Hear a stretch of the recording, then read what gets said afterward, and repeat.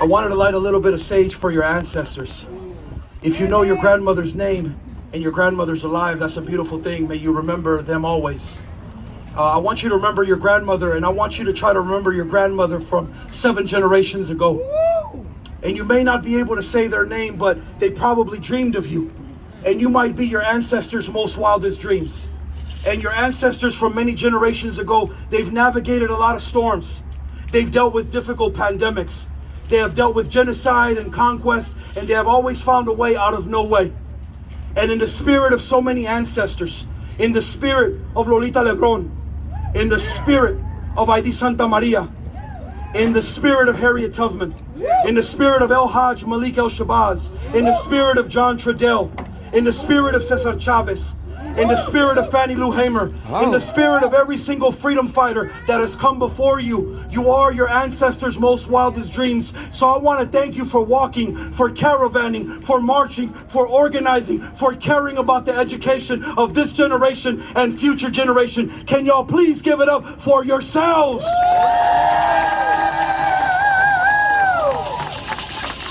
I just want to ask you permission to speak. I have a couple of words that I want to say, and I want to start off with the hunger strikers. I want to thank you for putting your bodies on the line. We didn't know that when we were going to hunger strike in 2004 that we would go 26 days without eating. As you could tell by my wonderful physique, me love some tacos. So the idea of not eating for 26 days for public education was not something that we were necessarily prepared for. Our teachers should not have to go without eating for public education. We should not be marching to save our schools. But the reality is that we have plenty of money for war because war makes money worldwide. And we have plenty of money for prisons because they want to continue to incarcerate us in a legal way under the 13th Amendment.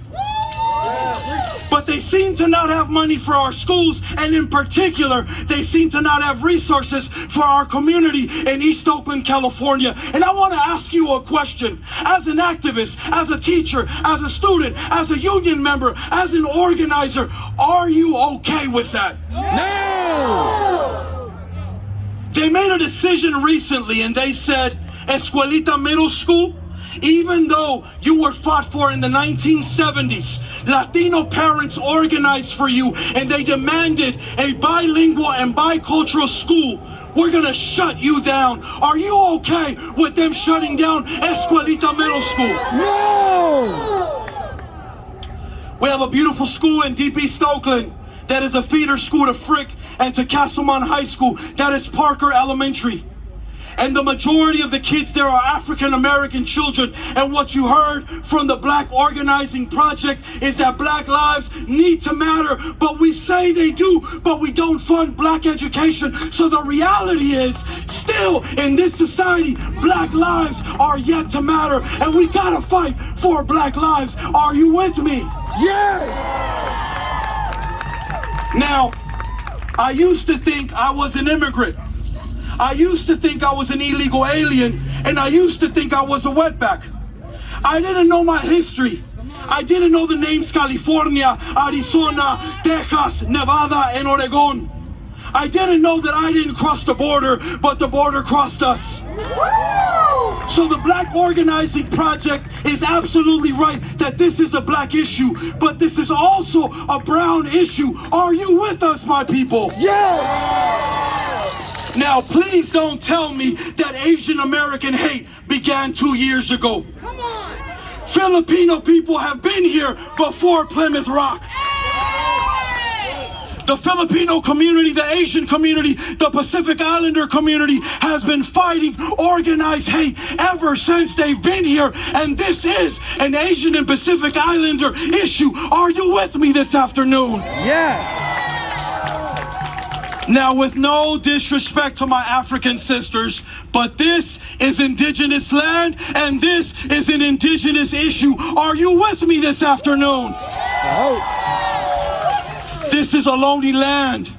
This is indigenous land. This is Mexica land. These are indigenous schools. These are indigenous spaces that you are trying to shut down. Are you okay with that? No! This is also a working class issue. We need to notice what's happening. If you take a look at downtown Oakland, you see it. It is clear they are gentrifying their way into kicking out and displacing black people, brown people, red and yellow people, poor people. Are you okay with that? No. Some of you are good relatives and you visit our sisters and brothers who are living under bridges right now, who don't have access to running water, who don't have access to technology, who are staying in a tent, and if they leave their tent, their stuff might get stolen.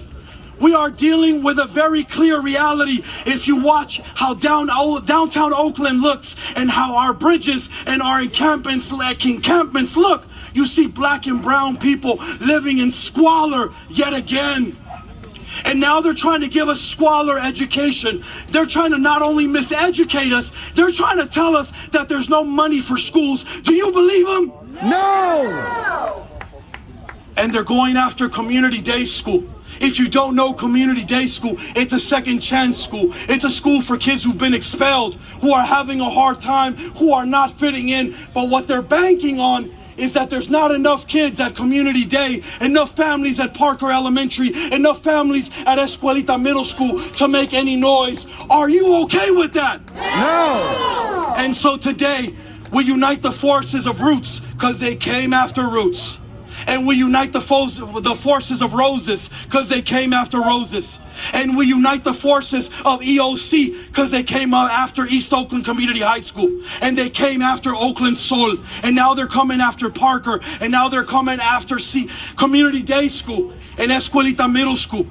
And thanks to the Black Organizing Project, thanks to our local union, thanks to our activists, thanks to our parents, thanks to our community organizers, thanks to Homies Empowerment, and thanks to all of you, we are a people united. And so I think that all of the neighbors want to know who you are, and I'll end with this. Everywhere we go, people want to know, who we are, so we tell them, we are the people, mighty, mighty people, The mighty people, fighting for our rights, public education, in the words of the Black Panther Party, all power to the people. All power to the people.